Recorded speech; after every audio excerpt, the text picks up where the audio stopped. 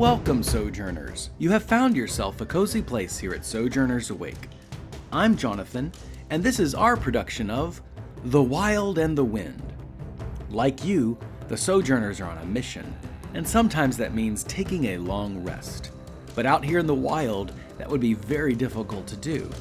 But due to some clever thinking and a witty surprise, the Sojourners rested inside a magical birdhouse. Now they have the road ahead of them going into the town of Saltana. What will they find there?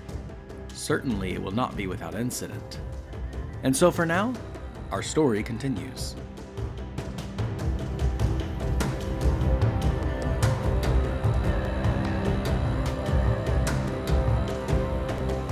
Hey guys! Oh my gosh! I'm no longer a bird. Wait, that was real? You were there? And you were there? Irony, you made it through. I made it through what? What? Wait, that dream was real. He looks at the birdhouse and kicks it across the hillside. It goes tumbling down the hillside. Get that thing away from me. No, Bertie chases that and goes to get it. That's her precious heirloom. You're crazy! That was very rude of you, though. It didn't belong to you. Make a persuasion check. Oh no, that face you made. 17. He sighs. I'm sorry, Eris. You're right. You're right. I'll apologize to her. I just cannot, any part of my rational mind, believe that we were birds in Bertie's birdhouse. I'm gonna put my arm around his shoulder and lean close. It's like, it's just not a good idea to kick things that might turn you back into birds. Okay, yeah, you're right. Bertie's gonna march back up with her birdhouse in hand and get real close to Irony and say, I'm sorry, Bertie. I'm so sorry. just so you know, I can punch you and I wouldn't throw my stuff around if I were you. But welcome to the group. And then she kind of manhandles him, like puts her claw. And you know what? Remember, we kissed. So. Well, You kissed? Well, no, it wasn't a kiss. It was more like a. I didn't know that there was history here. No, believe me, it wasn't history, and no, it wasn't a kiss. It was more of like a anxious response to stress, I think. There's a story here. Speaking of story, I'm going to start looking around for my bag, for my journal. I need to record this immediately before I forget about it.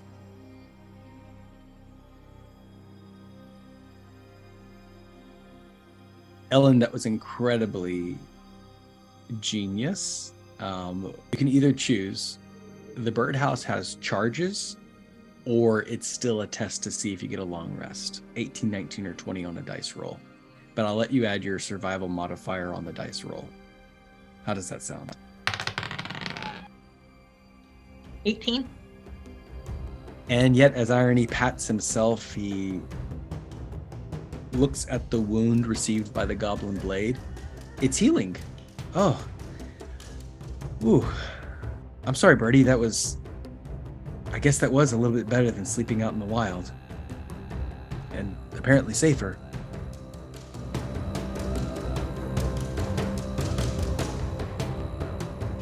The four of you continue on throughout the mountainsides of Andor. The plain starts to become more level.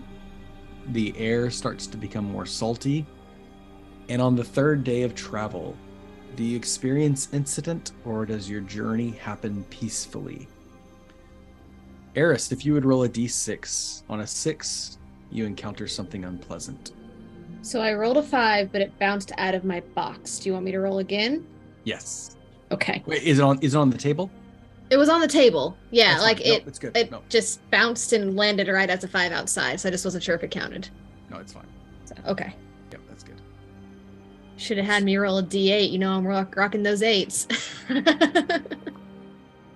Bertie and Irony are ahead of Eris and Samoon, scouting a little bit further.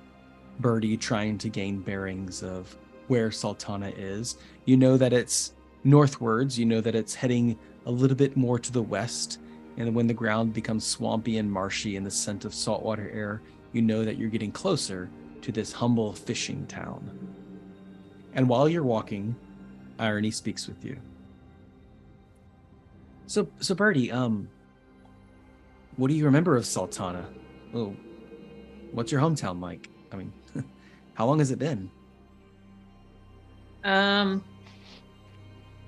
Well, I would say it's been at least 15 years, but I do check in from time to time. I write letters. I left I left a shopkeeper in charge of my dad's old shop, so we write letters back and forth. Oh, and your dad, he doesn't have the shop anymore? No, my dad passed away. My dad died. Well, he's my adopted dad, or he's not my real dad, and he died shortly before I left. What I remember of Saltana is just that it's an old town.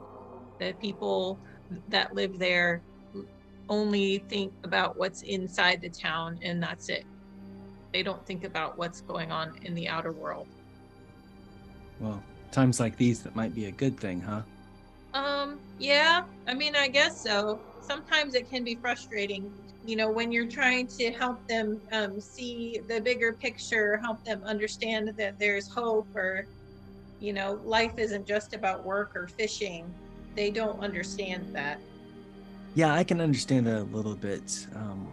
In Highkeep, we had access to everything that was going on in the world, or at least the communicating world at the time, different kingdoms and empires, and it was a lot. It was rare to see like these small little villages and hamlets, and I've not gotten used to all this. I've not gotten used to the lack of money and supplies and things, to be honest. It seems so weird to be broke, to be outside the family's blessings. Well, I've pretty much been broke my whole life, so only recently have I been able to make money, and that's just from fighting and doing other jobs, waiting tables, bartending, and punching goblins. Did you take that birdhouse from Crankshaft's house? No, I traded it. I traded it I traded it for a helmet. Traded I had it? a helmet. Wow. That guy won't trade for anything. Well, I left my often... helmet, and I took the birdhouse. Oh, wait. So you didn't trade with him?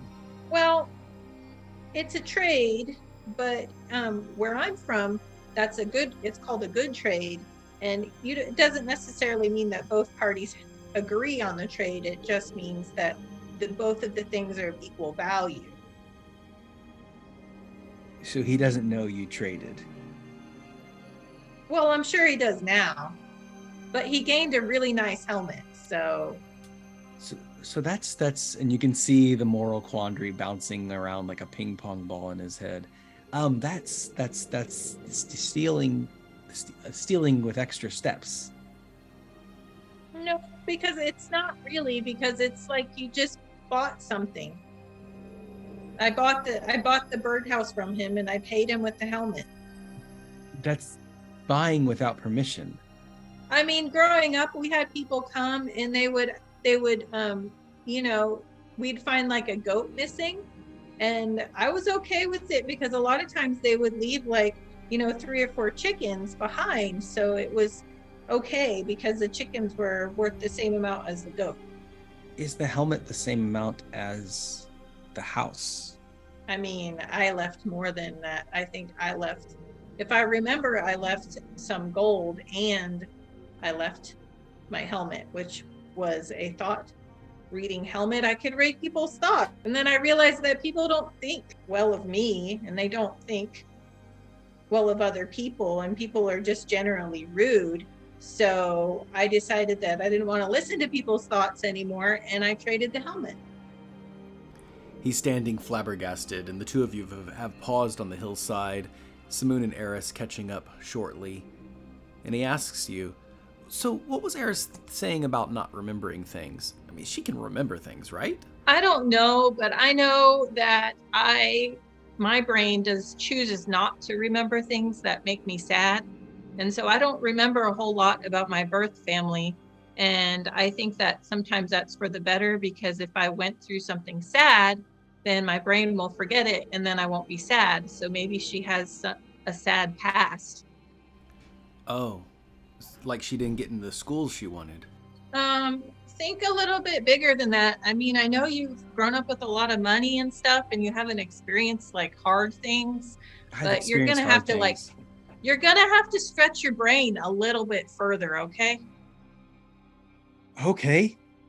There are worse things in the world than not making an A in like getting kidnapped by a class. goblin while everybody leaves me up in a spider tree. That's what's worse. They said they were going to eat me, Bertie. Excuse me, you're going to have to toughen up if you're going to hang with us. Otherwise, I'm just going to ditch you right here. He drops his shoulders as Bertie turns away. Eris and Samoon, you approach at this heated conversation. Is everything all right? It's fine. Okay. Irony's just being a wuss. Oh, okay. I'm sure he's not really being a wuss. No, he is. He's complaining about the goblin thing, and he's really annoying me, and I almost got eaten by a spider. And I'm not complaining, and he's complaining. Well, we all perceive life-threatening scenarios differently.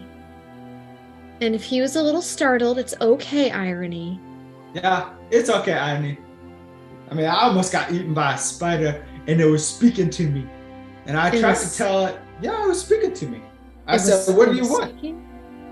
Yeah, I said it wanted to eat me. So I said, I kept asking it why. And it just said that it had to eat me faster because it doesn't like talking food. Oh. But anyway, Irony, Does this just things that happen in life. Does this happen to you often? Yeah, Irony. No, you, Samoon. Do you speak to things that want to eat you often? No, I can't say that I've spoken to something that's wanted to eat me before. There was that serpent in the Skyworld area, but I don't remember him saying much. No, this is the first. Oh. She's got her journal out in her hand while they're walking, and she's just taking notes on everything we're talking about as they go. She's kind of gotten used to writing while walking and has kind of that gait to keep it smoother. Not as smooth as it could be, but you're all very interesting friends that I have. Irony walks away, not sure how to handle the entire interaction and situation. Seems off-putted by Eris's patronizing and seems very hurt by Bertie's call to action and perplexed by Samoon's story. Oh yeah, I was gonna say Samoon will kind of quickly run up to Irony and just like grab him on the shoulder. Hey, look, Irony, I know it's okay if you were afraid. That's no problem. But remember what I taught you. Even though our lessons were short, you still have the staff. So just trust what I taught you, and you will be fine. I mean, we are here, so there's not too much to worry about, but you're not completely defenseless, Well, I was. Y'all had just left for a little bit, and then I turned around to see all these goblins that had snuck up on me. I wasn't even paying attention. I was just so focused on the tree, thinking that one of y'all would get hurt. Yeah, and it all happened so fast. That's true, and that, to be honest, that was not wise on my part to just leave you like that. Because we do have to look out for each other, especially in the wilderness. So you're not wrong there. So for that, I apologize for leaving you, Irony. Everyone always seems so comfortable in the wild, and I don't. I hate it out here. I hated it in the birdhouse. Yeah, that was a new one for me as well. Bertie, as you scout on ahead, you see on the side of the pathway a building that has suffered the effects of fire, old and ruined. A small sign stands at the entrance, and a statue of a man who is deep into the earth and forming some sort of sculpture from the mud. The place looks like it has been burned down and wrecked for over 50 years. And under the guise of the forest and nature, it stands there. How do you proceed? Recognize the statue? You look over at the statue and you see that it is a shrine to Yahanath, the man sculptor. Legend says this god formed each human out of the dirt of the earth, crafting them, breathing life into them. The sign reads, Yahanath's Orphanage, a home for children.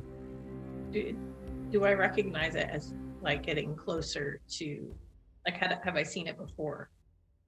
And you now recall stories of this orphanage just a few miles outside of Saltana, where children who were found would end up here and live here. Some children were adopted in the city, such as yourself, but many lived here until the end of their life. Bertie walks up over to the remains of the building and kind of just gets sad and says, "Can you believe this happened, Mom?" And then just kind of looks at the statue and turns around and says, "Hey guys, we're real close. It's only just like a couple miles ahead." You know, I don't know who made the orphanage that I was raised in, but this looks, I wouldn't say similar, because where I come from, there's a lot more dragonborn, so they believe different things in this side of the world. But I like to see that there was at least something for the kids like me on this side. I wonder what happened here. Do you think they moved to someplace new? Doesn't look like they moved anywhere. Samoon, so you didn't know your parents? No. I was no, I remember just always being in the orphanage since I could remember. I was told that I was found after a great sandstorm, which they called a Samoon, and so they just named me after it. But no, I just grew up in the orphanage with my friends. Why did you leave? Well, I mean, for one, I kind of grew up.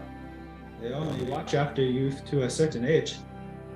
But I don't know. I felt like my life was on the. I don't know. I love the desert, but I just feel like my life was meant to be a traveler. So I took this job for the orphanage, who they ran a library there in the town that I'm from, where Brother Doga was serving, and they asked me to take him to Tabletop because I kept in good touch with them, and I would run errands for them, and then they asked this of me, and so I don't know. That's just how I got here. I escorted him to Tabletop, and then I met Bertie and Trina and you, and yeah, this is just where my story currently is. The hillsides level under your feet, and the air introduces the smell of the ocean once again.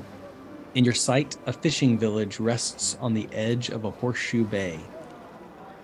Fishing boats moor in the harbor, and you hear children swimming in a nearby cove.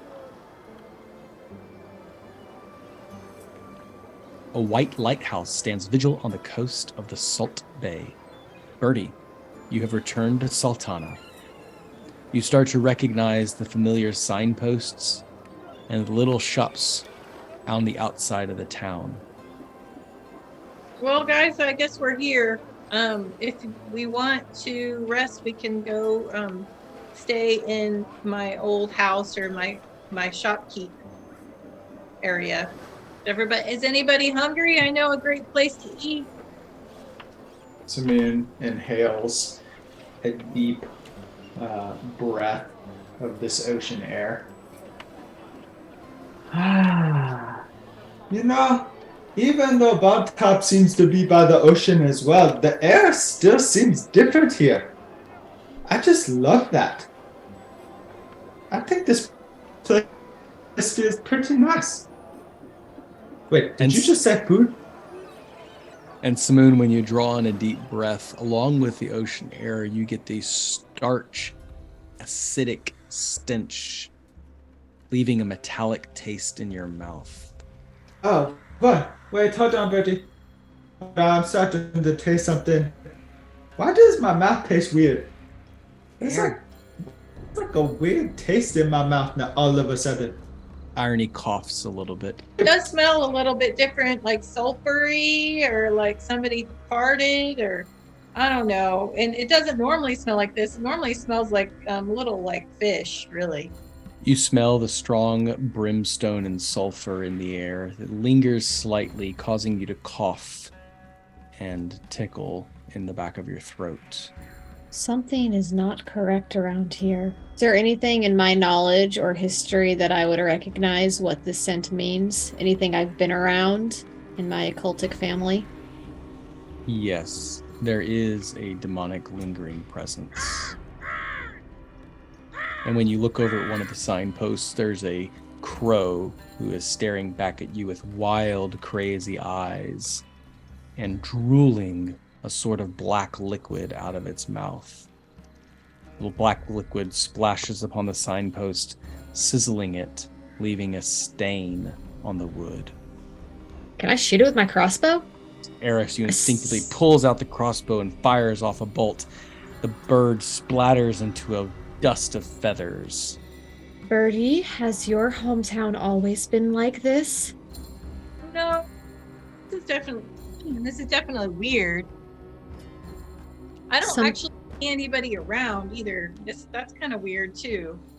At that point, a peddler pushing a cart of hanging herbs and onions and grasses is stowing away his cart in a nearby roadside shack on the edge of town. He nods over at you and doesn't do much of a greeting, and then turns back into his shack to start unloading his supplies. Let me go see. I'm gonna go just talk to this guy. Excuse me, sir? Yeah, sorry, I'm closed for the day. But you can find me out in the market square tomorrow. He starts to uncork a bottle of alcohol and then turns to dismiss, expecting you just to walk away and leave. Hey, what's going on here? It seems changed. Changed? What happened? What happened to what? Oh, this place has this funny smell to it. I don't smell anything. Smells like... And he pulls out a large booger from his nose and flicks it off to the side. It smells normal. What are you talking about? Who do you think you are? Well, I'm Bertie Cartwright, and I used to live over there, and she points to the direction where her house is. He chokes back a little bit of alcohol, laughing, "Here, Bertie Cartwright." And then he looks at you. By the devil, you're Bertie Cartwright. He slaps his leg. Hello. I didn't think you were real. He goes to half shake I'm your... real. He goes to half shake your hand in a very awkward fashion and recoils. Yeah, of course you're real. Yeah. Well, welcome home. Thank you. And then she just walks away. Bertie reconvenes with Eris and Samoon. That guy was a drunk. While Bertie was speaking with the gentleman,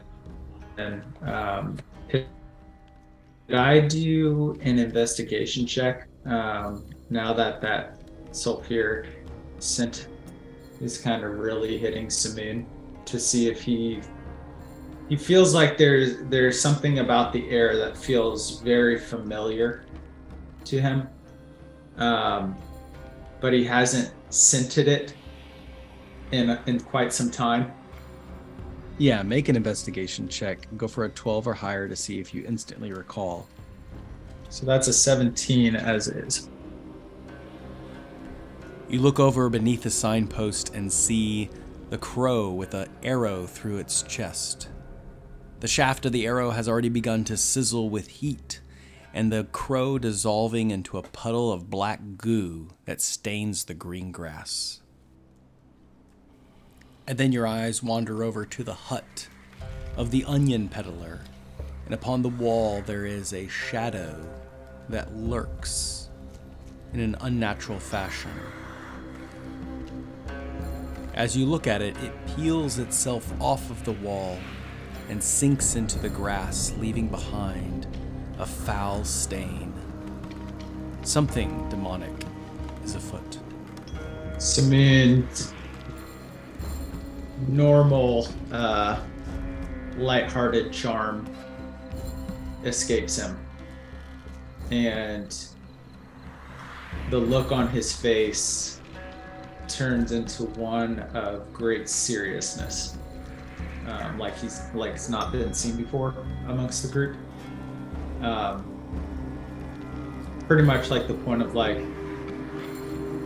he's no longer in the mood for jokes. His senses are starting to just pop around and scour the area for more signs. And Bertie, how do you lead the party? I'm just gonna take them back to, since everything seems sort of weird here and not normal, we're not gonna go to the restaurant that I was thinking about, and we're just gonna head straight to my house. When you knock on the door, Winston answers it, immediately embraces you. Bertie! Welcome home! He grabs you inside and welcomes everyone inside and introduces them. Hello, I'm Winston. Pleasure to meet you. Welcome to Saltana.